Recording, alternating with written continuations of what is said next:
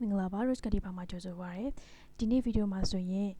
ဒီ cabbage သမားတွေအတွက်ရော photographer သမားတွေအတွက်ရောအသုံးဝင်မဲ့ app လေးတစ်ခုအကြောင်းကိုပြောပြပေးသွားမှာဖြစ်ပါတယ်သင်ကဒီနေရာမှာအသေးတယောက်ဆိုရင်ကတော့အခုပဲ channel ကို subscribe လုပ်ထားလိုက်ပါနော်ခုပြောနေတဲ့သူကတော့ Rose ဖြစ်ပါတယ် Rose ကတိပါ channel မှာ cabbage နဲ့ပတ်သက်တာတွေမျှဝေပေးနေသူတစ်ယောက်ဖြစ်ပါတယ်သွားလိုက်တော့မယ်နော်ဒီမှာ APK viewer ကိုသုံးထားတယ် Google Play နဲ့မကိုက်တဲ့ form လို့ပါအဲ့တော့ APK viewer တွေကိုအရင်ဝင်မယ်အဲ့တော့ဝင်လိုက်ပြီဆိုရင်ဒီ Remini ပေါ့နော် REMINI ဆိုပြီးတော့မှရှာပါမယ်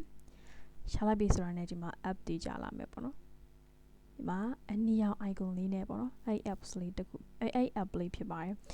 အဲ့တော့သူရဲ့ storage ကအရင်ကြီးရောမများဘူး60ပေါ့နော်60လောက်ပဲရှိတယ်